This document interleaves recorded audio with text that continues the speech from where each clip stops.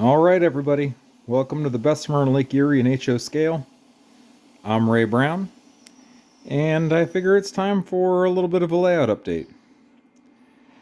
We are looking here at the south end of Shenango. Shenango is one of the kind of weird places on my layout where geography kind of folded on itself a little bit. So Shenango Yard, the Osgood Viaduct, and XN Tower, and eventually the New York Central Crossing kind of all happen in the same place. Anyway, a few weeks ago, I got in these front two yard tracks here at Shenango. I'm going to kind of mark them for interchange with the New York Central, I think. And I'm going to mark the back tracks as interchange with the Erie. So I've had this very temporary track thrown down. Gosh, probably well over a year now. And looking forward to taking that out and putting the real tracks in. You can kind of see my marking there, looking at where tracks we're going to go. My goal is to put 4 tracks on the back side of the main line. So how am I going to do that? If you look way back through my videos, you see me hand laying yard ladders in place. And I hand lay in place sometimes, and I build in the jig sometimes. It's kind of what I'm in the mood to do. Which way I go. They both have advantages. I do like working in the fixture just because I can sit down, I can watch TV. But doing it in place, you definitely have a little more freedom. But this was one I thought, let's use the fixture. And I thought, let me show a little bit about how I do that, since I showed, building these in place. So, Fast Tracks fixture. And I do make my own ties. They are just copies of the Fast Track. I just make them in sections so I can cut them out of a pretty small piece of basswood. I actually buy these on Amazon. They're really cheap. And then I just cut them out here in my laser. Way cheaper than buying them. But they are just a copy. So anything I'm going to say here, you could just buy the Fast Track quick sticks and it would work just the same. So here is a single switch I've built. The one thing I do different is the head block. I make just the smaller rectangle. So when I build, get that lined up, what you can see is I make the rails, a little bit longer than the fixture, and just because I bet somebody's going to ask, let's look.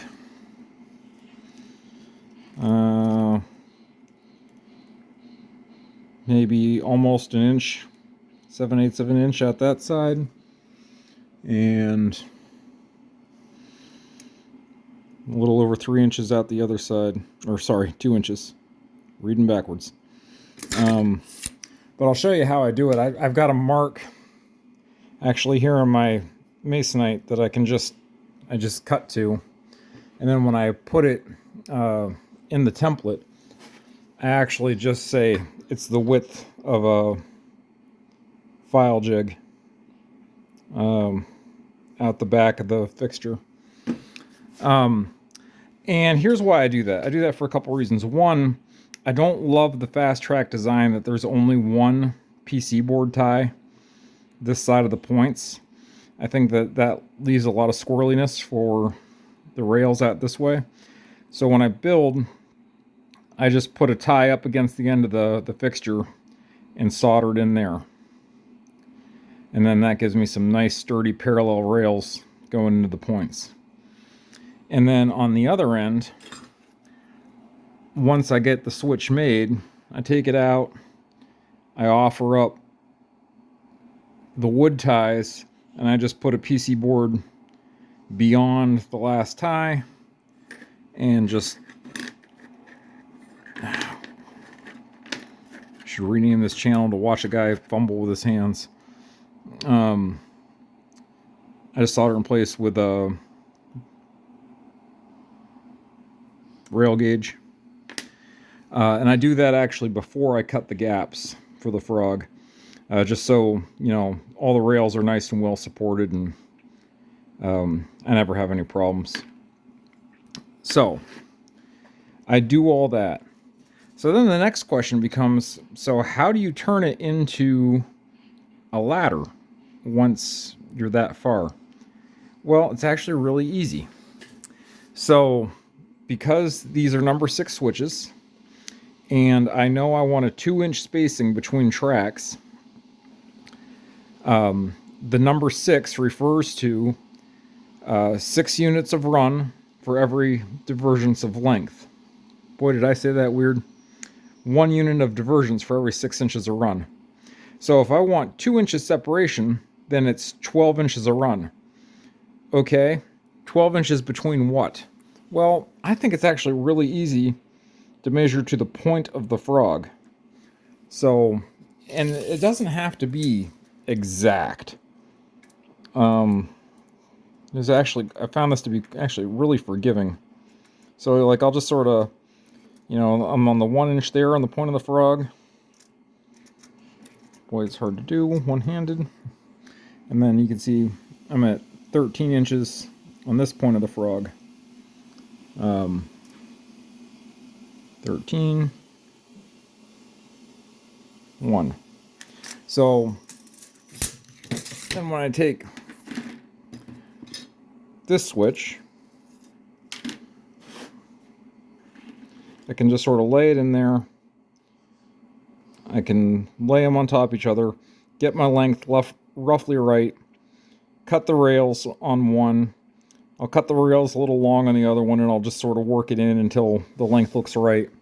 And then put some rail joiners on it, solder it together, glue a tie under it, and good to go. And then I actually just will use the fixture to bump up against one rail and know that the whole thing's straight. So that is the south end ladder, almost done. So once I get that done, I'll glue the road bed in, get those switches in, and then I got to come back down here to the north end. I got to get the second bridge in, and then start figuring out a plan. The ladder will be a little more chaotic on this end. I think once I do that, I might actually start working landforms for the KO line and kind of rough all the scenery in from the shops kind of around to here, and that'll probably put the actually building a bridge for Osgood on my list of things to do. But getting this yard kind of fully built has been on my list for a while. And once that's done, getting at least part of the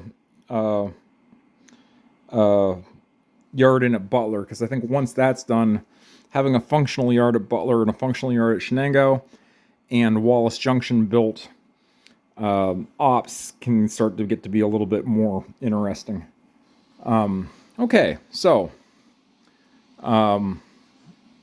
that's what's going on here at Shenango and switch building. Hopefully that's a good tip for somebody in there on how that works. Let's just look at one other thing.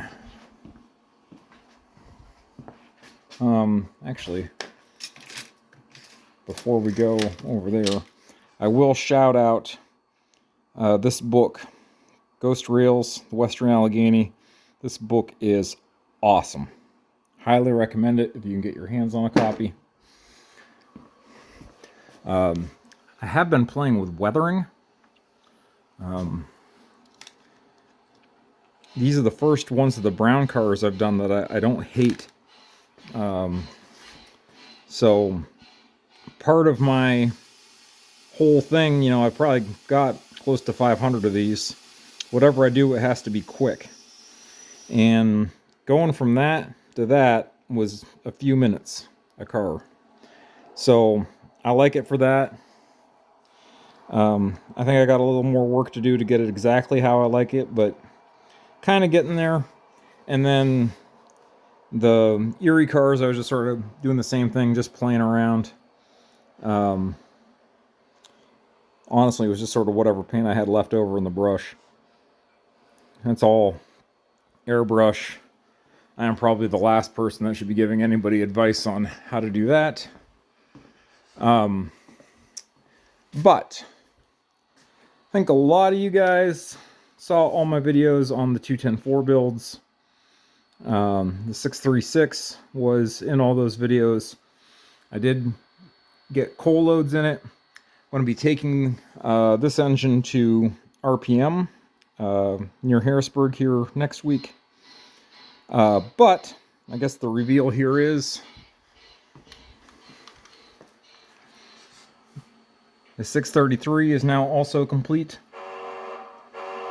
Same build, starting with the Pennsylvania Railroad 210.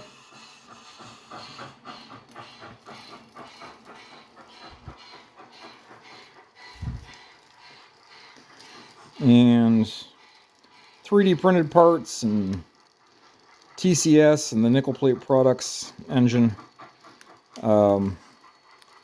Lot of work in one of these, but building the second one was relatively easy, and I did it in about 2 weeks of just a little bit of spare time here and there.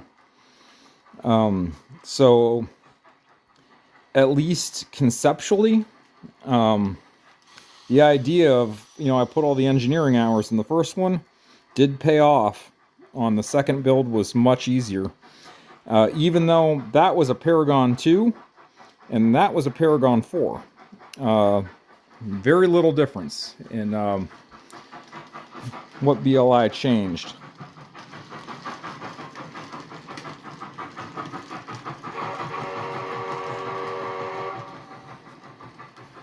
So I will also be taking this engine to the RPM meet. Take the pair of them. And we'll go ahead and throw the switch.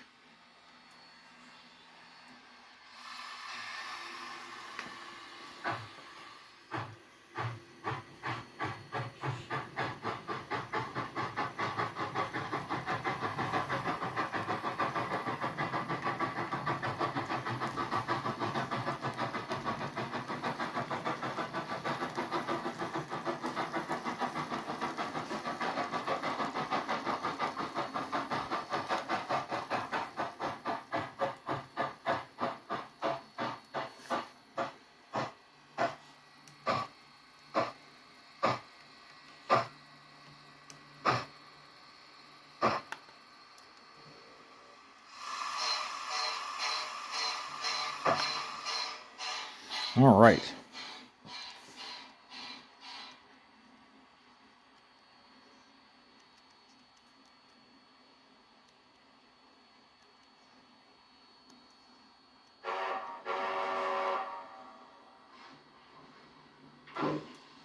Let's do a quick run by of these, and we'll sign off for this update.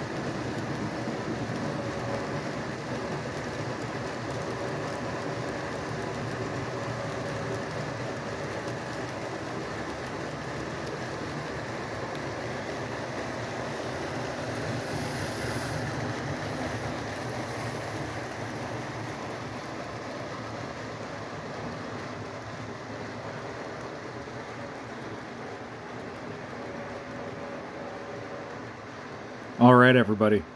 See you next time here on the HO Scale, Bessemer and Lake Erie.